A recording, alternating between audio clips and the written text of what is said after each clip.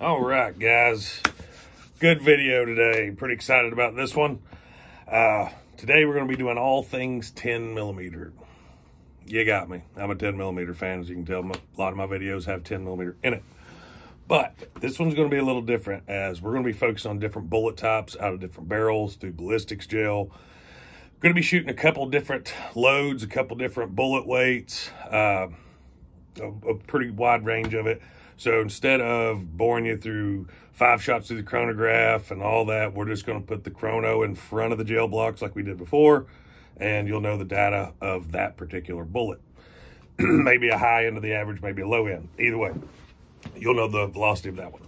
So what we're going to look at today is the 200 grain hard cast loaded with blue dot. We're going to hit that one, and you're going to see it's going to just be a deep penetrator. I have no doubt about that, but we're going to put it on video just so that everybody knows what the hard cast does. So we're also going to hit the gel block with these 180 grain Berry's hybrid hollow points. I don't know if anybody that's used these in a gel block out of the 10 millimeter, so we'll see how they do. I've also got some 180 grain Spear gold dot hollow points, and as you can see on these, that is a very, very deep cavity. I'm going to go ahead and assume that these 180 grain gold dots are meant for the 40 cal, and we've got them loaded up pretty hot. Keep in mind, guys, all these loads that we're going to do is looking more at the bullet, not the load itself, because these are all hand loads. You're not going to be able to go buy a box of 180 grain gold dots and expect the same performance. Now, keep in mind that all of these rounds are loaded with published data, nothing over max. Most of them are loaded with blue dot powder, which I find to be the best powder for 10 millimeter. I think long shot's a really good one as well. Next bullet, 165 grain SIG V-Crown. That is a pretty bullet. Hope it performs as well as it looks. And then we got these screamers, 155 grain Spear gold dots. So we'll see how each one of those perform in the gel block, like I said, and we'll be using Springfield XDM 4.5 inch barrel. And we will also be using the Glock 29, much shorter barrel, much more compact firearm. We know from past video that get a little bit of velocity drop out of the 29 versus the 4.5 inch barrel XDM. So now let's see how it actually does in the gel between the two. So let's head out to the range, get set up, see how it goes. All right, guys, we're out here on the range. The first thing we're going to do is we're going to use this XDM 4.5 inch barrel and this 200 grain hard cast through the gel. As you can see behind me, I got brand new gel blocks for this test. So finally getting rid of old Smokies. Oh wait, no we're not. There they are. I've got 4 blocks lined up. So that's 64 inches of gel. And we're gonna see if this hard cast can make it through it. This is the round preferred when you hear people in Alaska talk about using 10 millimeter for grizzly bear defense, brown bear defense, things of that nature. Generally, a heavy hard cast is what's being used for that purpose. So let's see what she can do.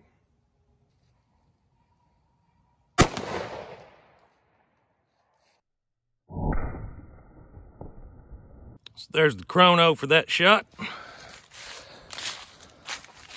There's the gel. You can see, not bad for a non-expanding bullet. See, it looks like a tumble right in that area. Not sure if it did or not. It's pretty fast for a 200 grain bullet with a wide net plat. And there she sits. The bullet is coming in right about 31.5 inches of gel. Let's try it out of the Glock 29.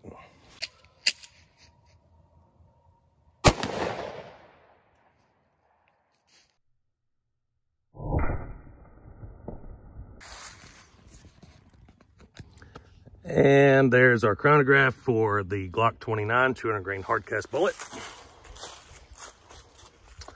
And right there is our wound track. It's the upper ones for the Glock 29, the lower ones for the XDM. So as you can see, about the same type of wounding characteristics. Oddly enough, it looks like they both may have tumbled in the exact same area. I don't know if the camera's picking that up or not, but they both have a wider wound tract just a couple inches into the second gel block. I know the camera's struggling to focus. There we go. You can see that right here is our Glock 29, and that's out of the XDM. You can see the wound tract actually extends a little bit further than the bullet. This clear gel is notorious for getting a little bit of bounce back. So there is the bullet right at 29 inches of penetration. All right, so let's move on and try some of the 180 grain Berries hybrid hollow points. First up will be out of the XDM 4.5 inch barrel.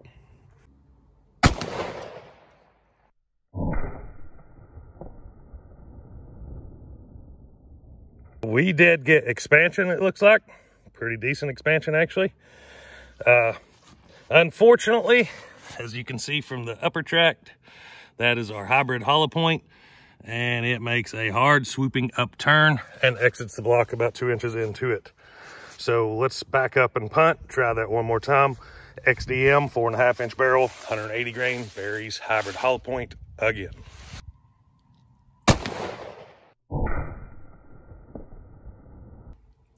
Okay, so there's our velocity, XDM 4.5 inch, 180 grain Berries, 1251, which is pretty respectable. And that is our wound tract. Pretty violent. And you can see there are fragments, lead, jacket, and this is a plated bullet, so it's got to be quite a bit of lead. And there is our slug, still in the first block. How about that? 180 grainer too. Let's see how deep we went.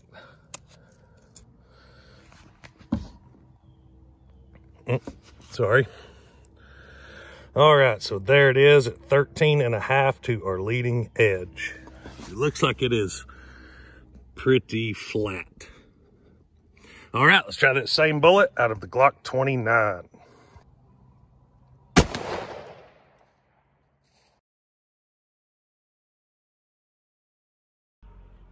Okay guys, I don't know if you noticed it on that slow-mo video there or not, but that is exactly why you wear eye protection and you make sure you're at a safe distance. Technically, I just shot myself. Technicality.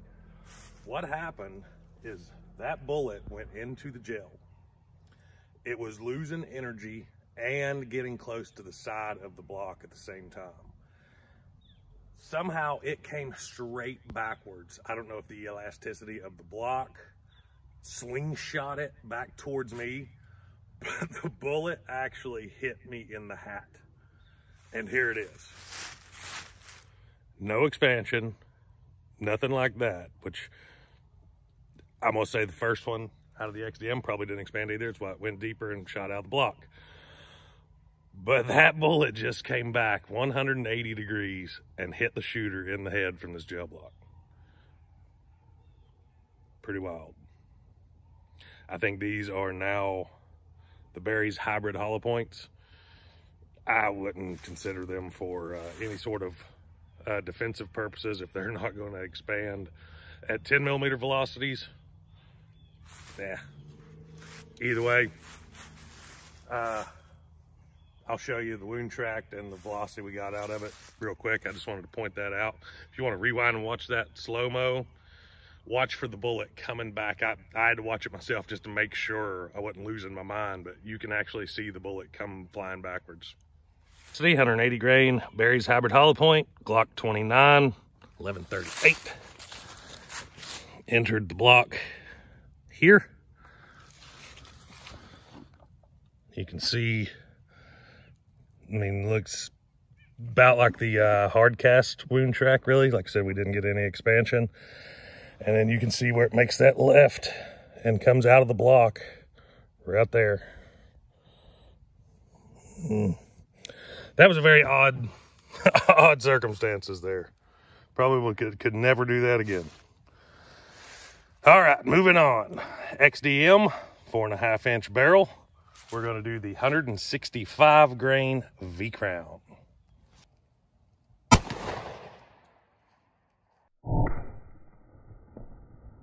Of that one, but I'm gonna say it was scooting.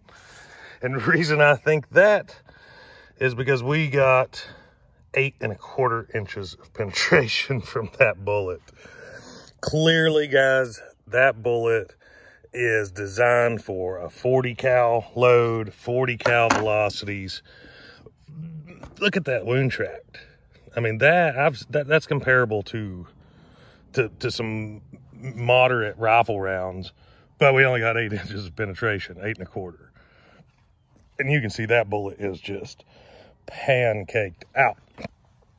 So we're going to take that same round, slow it down by putting it in a Glock 29 barrel, see how it does. Here we go.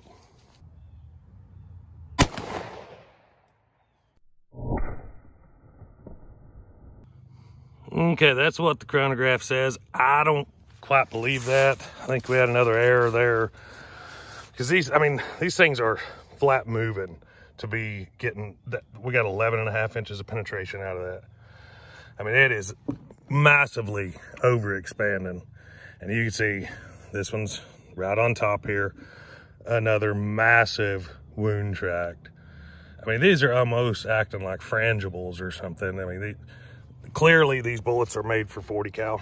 So I'm going to assume the next bullets we're getting ready to do are going to do the same thing, because we're going to do that 180 grain gold dot, and it is deep dished out, and you can tell it's kind of designed for expanding at lower velocities.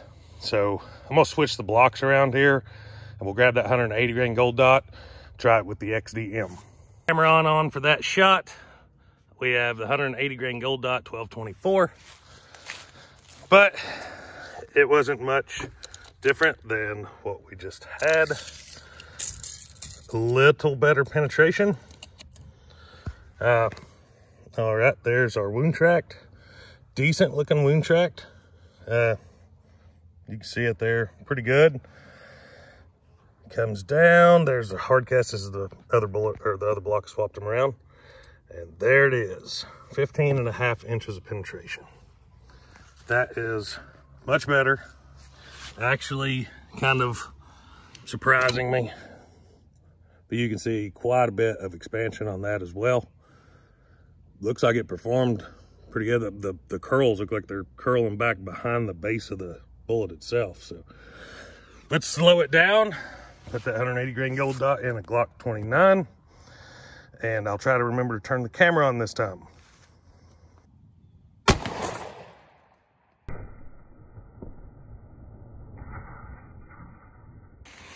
.1218 is our velocity.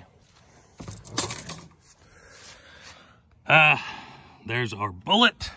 Pretty wild leg sticking off on that. One of the petals is sticking out pretty oddly. I'm gonna bet that measures wildly expanded. When we get it out, take a look at it. But there you go. Bottom wound tract right here. Pretty good expansion. Pretty good looking wound tract. A little bit of fragmentation. And there it is.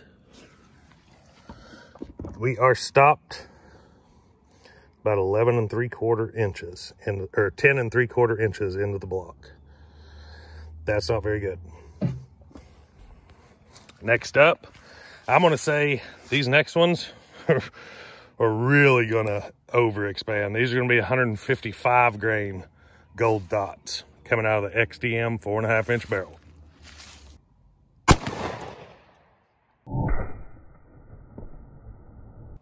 So I got another chronograph error on that one. It's not very good daylight out here for chronographs, but you can see massive expansion. Right here, it's this top track. Massive expansion. Pretty violent. And there she sits. That is the 155 grain gold dot coming in at 12¼ inches to leading edge. Just under or just over our FBI protocol, which is 12 to 18 inches. Now granted, we're not using the denim here like the FBI protocol requires, but there's a reason for that. I wasn't worried about any of these bullets having reliable expansion. At these velocities with these bullets designed for 40 cal, I knew we were going to get expansion. It's what we were looking for is actually what we're getting. Is we're getting over expansion and under penetration because the bullets are being pushed beyond the velocities they're designed to expand at. So let's slow that one down, put it in the Glock 29, see how it does. 155 grain gold dot.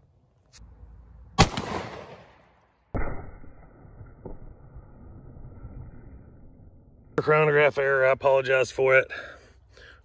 We got pretty good expansion over here. Looks about the same as what we had. Unfortunately, our bullet exited the block at the same exact point as the one out of the XDM.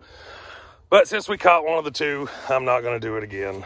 I think we see here, if you're loading bullets that are designed for 40 cal, you do have potential to push them too fast and make their performance start suffering. All right, guys, so we've had some pretty interesting results here today. Done everything from shooting a bullet back at myself out of the jail block to having 8 inches of penetration to 31 inches of penetration. I mean, pretty wild results, if I say so myself. One round that we didn't test today, and I didn't because I've tested it several times before. Matter of fact, it's in the 10mm versus 357 Magnum video that I did before, and that's the 200 grain XTP. It performed really well. Had like right at 17 inches of penetration, good expansion. And if I were to carry a bullet in 10mm, I believe that would be the one that I would choose. And there's one reason why. When you get to a 200 grain bullet at a 40 caliber, .400 diameter, you know that bullet is designed for the 10mm. They're not making, somebody may, but generally a 200 grain 40 caliber bullet is made for the 10 and not the 40 cals, not the 40 Smith & Wesson. 180 grain down, most of the time they are designed to expand in 40 Smith & Wesson. 40 Smith & Wesson is a more popular carry round than the 10mm. That's just the way that it is. So manufacturing caters towards the 40 cal when they're making their bullet selections. So just keep in mind, if you're planning on carrying a 10mm, make sure that you're carrying a load that is going to perform the way that it needs to, and it's going to perform the way that that bullet's designed to do at those velocities. So if you like today's video, don't forget to like and subscribe. Thank you guys for watching, and as always, stay tuned.